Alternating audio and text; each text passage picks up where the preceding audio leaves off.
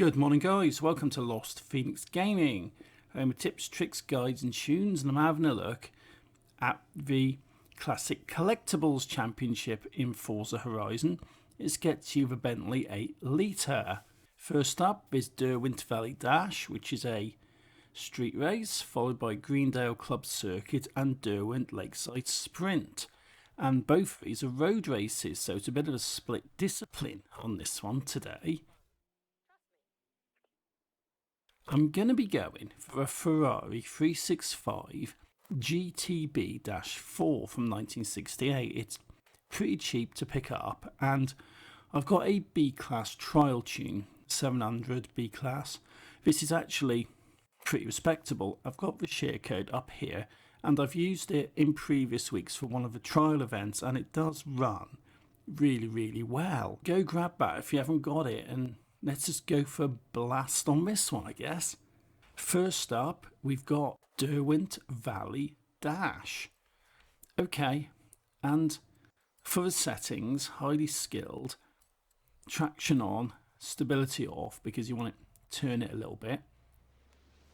And we're on a street racing event, which I'm not too keen on, but given it's a pretty low class and it's only one race, I'm not worrying too much about this one.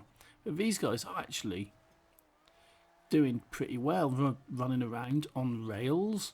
And yeah, you're being a bit dodgy, Trust Seeker 1. You're being definitely dodgy, trying to ram me a bit. But I'm in fourth. I'm just trying to get past you, get into third, and then go and absolutely own these two guys at the front.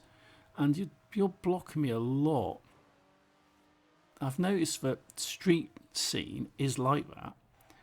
Okay, a little bit of a smack. I've got into second place out of it though, and I've got Givey, or whatever you're called up there.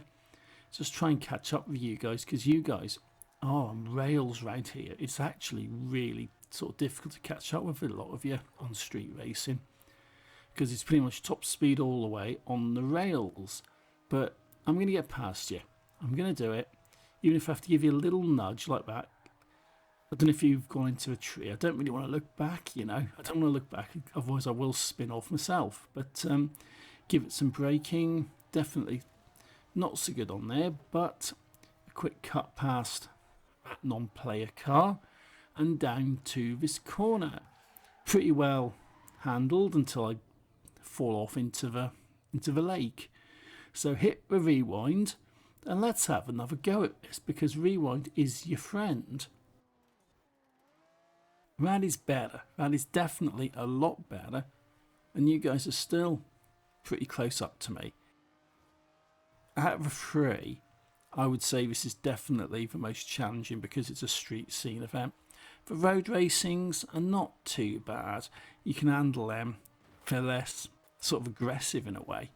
These street scenes are absolutely crazy. But 70%, and making sure I don't go off on these corners, so a lot of braking. Yep, take some wall out. Could have handled that better, but I'm not going to bother rewinding on this, because I'm close enough to the end. I've got a bit of a lead, and I'm not really struggling on this.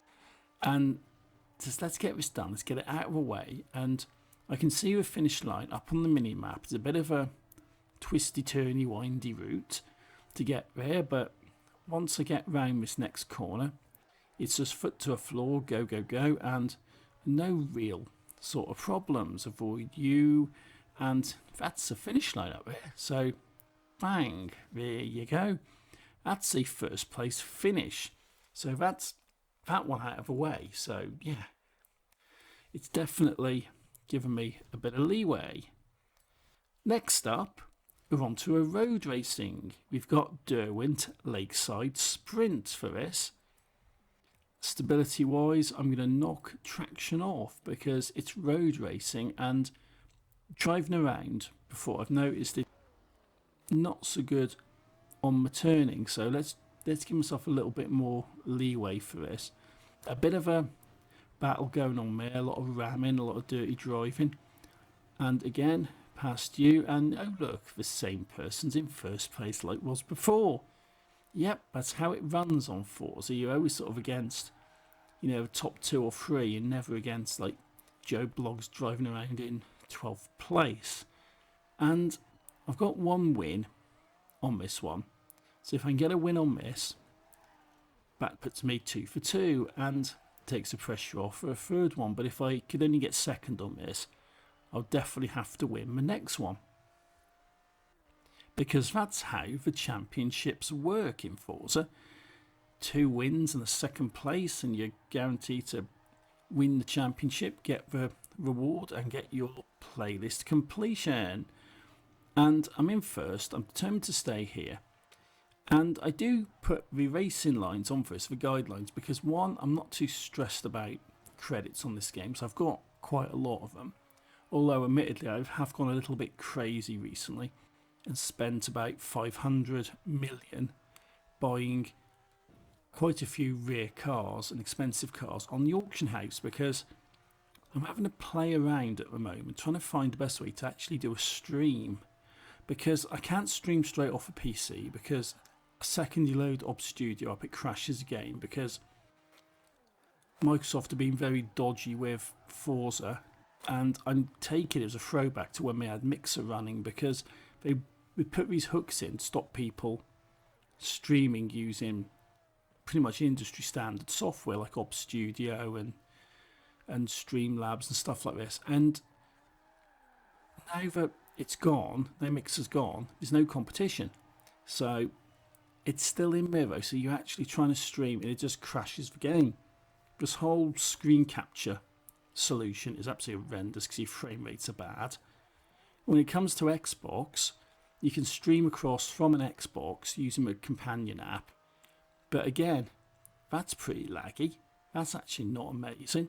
And given that my entire house is wired up with high-speed Ethernet cables, high-speed internet cables, which can do speeds far above, in fact 10 times above, what my current router setup can do, it's definitely not my cabling. It's definitely an issue with the Xbox companion app stream to Windows 10. So there's a lot of sort of ways I'm looking at trying to do some stuff on this, and I want to run some streams where I just put this stuff on for minimum price and let's just see if anyone can pick it up who isn't a bot.